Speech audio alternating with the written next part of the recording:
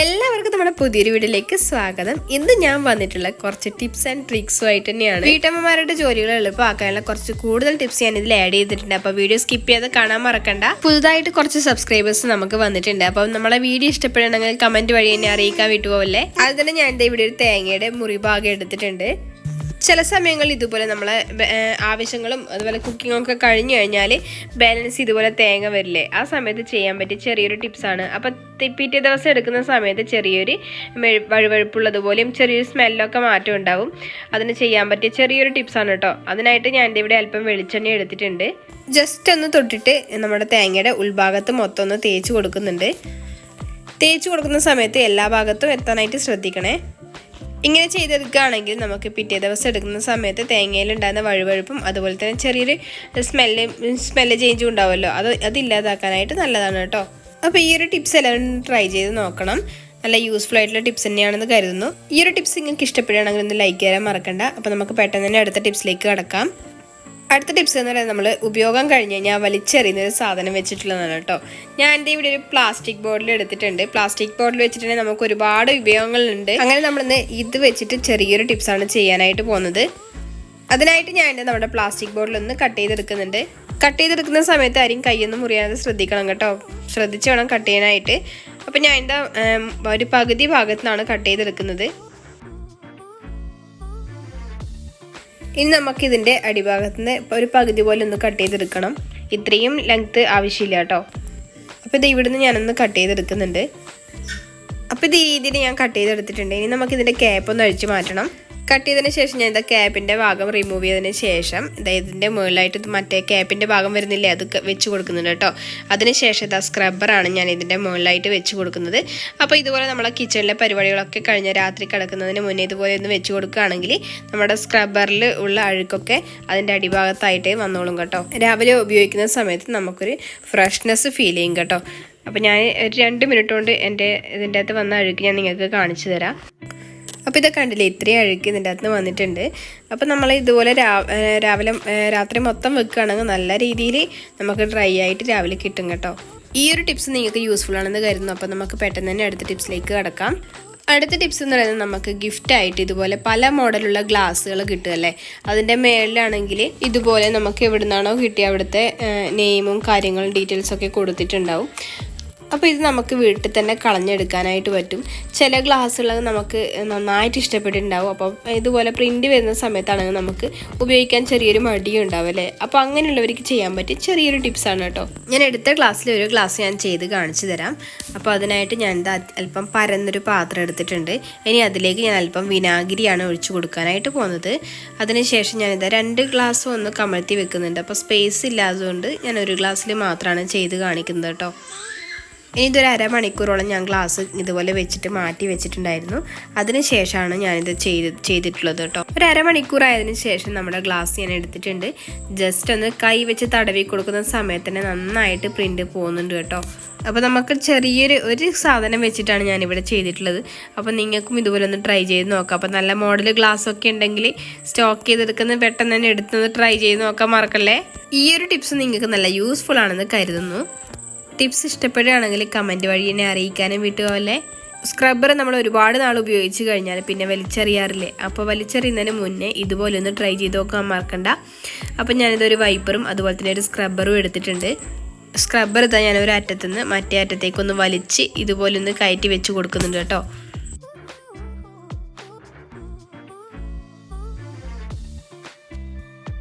ഇത് ഈ രീതിയിലേക്കൊന്ന് ആക്കിയെടുത്തിട്ടുണ്ട്. അപ്പോൾ ഇതുപോലെ നമ്മൾ ആക്കിയെടുക്കുകയാണെങ്കിൽ നമുക്ക് ഈ ബാത്റൂമിൻ്റെ ടൈലൊക്കെ ക്ലീൻ ചെയ്തെടുക്കാനായിട്ട് നമുക്ക് എളുപ്പമുണ്ടാവും കേട്ടോ. ഇതുപോലെ ഒന്ന് നന്നായിട്ട് ഉരച്ചെടുക്കാനായിട്ട് പറ്റും.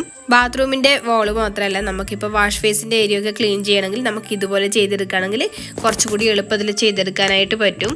ഈ ഒരു ടിപ്സ് നിങ്ങൾക്ക് നല്ല യൂസ്ഫുൾ ആണെന്ന് കരുതുന്നു. അപ്പോൾ നമുക്ക് ബോറടിപ്പിക്കാതെ അടുത്ത ടിപ്സിലേക്ക് കടക്കാം.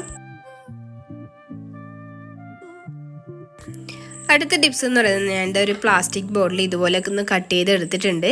ഇനി നമുക്കിത് വെച്ചുള്ള കുറച്ച് ടിപ്സാണ് ഞാൻ ചെയ്യാനായിട്ട് പോകുന്നത്. അതിനായിട്ട് ഞാൻ ഇവിടെ ഒരു കവർ എടുത്തിട്ടുണ്ട്. അതിൽ നമ്മളിപ്പോൾ ഉപയോഗം കഴിഞ്ഞ് ബാലൻസ് വന്ന പൗഡർ കുറച്ചിരിപ്പുണ്ട് കേട്ടോ. അപ്പോൾ ഇത് കട്ട് ചെയ്ത് കഴിഞ്ഞാൽ നമുക്കിതുപോലെ വെച്ച് കഴിഞ്ഞാൽ പ്രാണിയൊക്കെ കയറി അത് നാശമാവും. അപ്പോൾ ഇതിനുള്ളൊരു ചെറിയ ടിപ്സാണ്.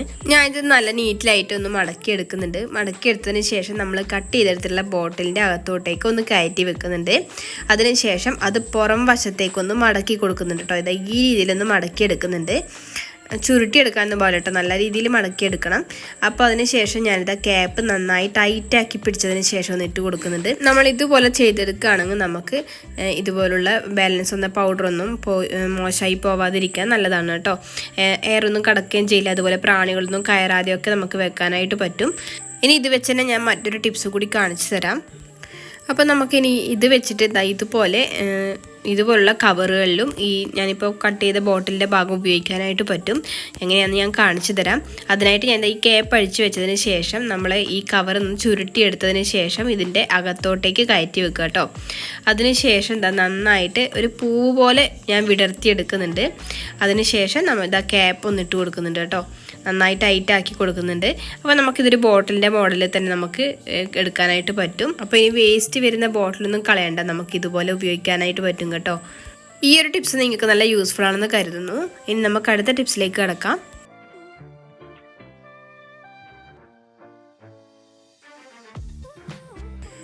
നമ്മളെല്ലാവരും വീട്ടിൽ ഇതുപോലെ പുട്ടുണ്ടാക്കാനായിട്ട് ഉപയോഗിക്കുന്നൊരു സാധനം ഉണ്ടാവും അല്ലേ. ഇത് നമ്മൾ പുട്ടുണ്ടാക്കാനായിട്ട് ഉപയോഗിക്കുന്നതാണ്. അപ്പോൾ ഇതിൻ്റെ പിടിക്കുന്ന ഭാഗമൊക്കെ പോയിട്ടുണ്ട് കേട്ടോ. ഒരുപാട് നാളായി ഉപയോഗിക്കുന്നത്. ഇത് വെച്ചുള്ള ചെറിയൊരു ടിപ്സാണ് ഞാൻ കാണിക്കാനായിട്ട് പോകുന്നത്. അപ്പം ഞാനിത് ഇവിടെ ഒരു പാക്കറ്റ് വെളിച്ചെണ്ണ എടുത്തിട്ടുണ്ട്. ഒരുപാട് വെളിച്ചെണ്ണയൊക്കെ ഉള്ള സമയത്ത് നമ്മളൊരു ബോട്ടിലേക്ക് മാറ്റുന്ന സമയത്ത് നമുക്ക് ചെറിയൊരു പേടി ഉണ്ടാവും ഇത് താഴത്തേക്ക് പോകുന്നുള്ള. അതിനുള്ള ചെറിയൊരു ടിപ്സാണ് ഞാനിവിടെ കാണിക്കാനായിട്ട് പോകുന്നത്. ഞാനിത് ഇവിടെ നമ്മുടെ വെളിച്ചെണ്ണയുടെ ബോട്ടിൽ എടുത്തിട്ടുണ്ട്. അതിന് ശേഷം നമ്മുടെ പുട്ടുണ്ടാക്കുന്ന അതിൻ്റെ മുകളിലായിട്ട് വെച്ച് കൊടുക്കുന്നുണ്ട്. അപ്പോൾ ഞാനിതാ വെളിച്ചെണ്ണയുടെ കവറൊന്ന് കട്ട് ചെയ്തെടുത്തിട്ടുണ്ട്. അപ്പോൾ നമ്മുടെ വെളിച്ചെണ്ണ ഇതിലേക്ക് ഒഴിച്ചു കൊടുക്കുന്നുണ്ട് കേട്ടോ. അതിപ്പോൾ നമുക്കിതുപോലെ സിമ്പിളായിട്ട് മറ്റൊരു ബോട്ടിലേക്ക് നമുക്ക് വെളിച്ചെണ്ണ ഒഴിച്ച് വെക്കാനായിട്ട് പറ്റും. അപ്പോൾ ഇത് വെച്ച് പുട്ട് മാത്രമല്ല നമുക്കിതുപോലെയും ചെറിയ ഉപയോഗങ്ങളുണ്ട്. അപ്പോൾ ഈ ഒരു ടിപ്സ് നിങ്ങൾക്ക് നല്ല യൂസ്ഫുൾ ആണെന്ന് കരുതുന്നു. ഞാനിത് നമ്മുടെ വെളിച്ചെണ്ണ ഇവിടെ ഒരു ബോട്ടിലേക്ക് മാറ്റിയിട്ടുണ്ട് കേട്ടോ. അപ്പോൾ ഞാനിത് കാണിച്ചു തരാം. ഈ ഒരു ടിപ്സ് നിങ്ങൾക്ക് നല്ല യൂസ്ഫുൾ ആണെന്ന് കരുതുന്നു. അപ്പോൾ നമുക്ക് പെട്ടെന്ന് തന്നെ അടുത്ത ടിപ്സിലേക്ക് കടക്കാം. അടുത്ത ടിപ്സ് എന്ന് പറയുന്നത് നമ്മുടെ വേസ്റ്റായിട്ട് വരുന്ന മുട്ടത്തോട് വെച്ചിട്ടുള്ളതാണ്. ഞാൻ മുട്ടത്തോട് ജസ്റ്റ് ഒന്ന് കഴുകി എടുത്തിട്ടുണ്ട്. നമുക്ക് നന്നായിട്ട് അഴുക്ക് പിടിച്ച പാത്രങ്ങളൊക്കെ ഉണ്ടെങ്കിൽ നമുക്കിത് ഈ ഒരു ടിപ്സ് വെച്ചിട്ട് നമുക്ക് നന്നായിട്ട് ക്ലീൻ ചെയ്തെടുക്കാനായിട്ട് പറ്റും. ഈ ഒരു ടിപ്സ് ചെയ്യാനായിട്ട് ഞാൻ ഇവിടെ ഒരു മിക്സിയുടെ ജാർ എടുത്തിട്ടുണ്ട്. ഇനി ഇതിലേക്ക് ഞാൻ നമ്മൾ നേരത്തെ എടുത്ത് വെച്ചിട്ടുള്ള മുട്ടത്തോട് ഒന്ന് ഇട്ട് കൊടുക്കുന്നുണ്ട് കേട്ടോ. അടുത്തതായിട്ട് ഞാൻ ഇതിൻ്റെ അകത്തേക്ക് ഒരു 4 ടേബിൾ സ്പൂണോളം നമ്മുടെ പാത്രങ്ങളിൽ നിന്ന് ലിക്വിഡ് കൂടി ഒഴിച്ചു കൊടുത്തിട്ടുണ്ട്. അല്പം വെള്ളം കൂടി ചേർത്തതിന് ശേഷം ഇതിനെ നന്നായിട്ടൊന്ന് അടിച്ചെടുക്കാനായിട്ട് പോവാണ് കേട്ടോ. ഞാനിത് നന്നായിട്ട് അരച്ചെടുത്തിട്ട് നമുക്കിപ്പോൾ ഒരു ജ്യൂസ് പരിപ്പത്ത് കിട്ടിയിട്ടുണ്ട്. ഇനി നമ്മൾ ഡെയിലി ചായക്ക് ഉപയോഗിക്കുന്ന ഒരു ജഗ് എടുത്തിട്ടുണ്ട്. അത്യാവശ്യം നല്ല രീതിയിൽ ചായയുടെ കറിയൊക്കെ ഇതിൻ്റെ അകത്തുണ്ട് കേട്ടോ. അപ്പോൾ ഞാനിതൊന്ന് ക്ലീൻ ചെയ്ത് കാണിച്ചു തരാം. ഞാനിത് നമ്മുടെ സ്ക്രബ്ബർ വെച്ച് നന്നായിട്ട് തേച്ച് കൊടുത്തിട്ടുണ്ട്.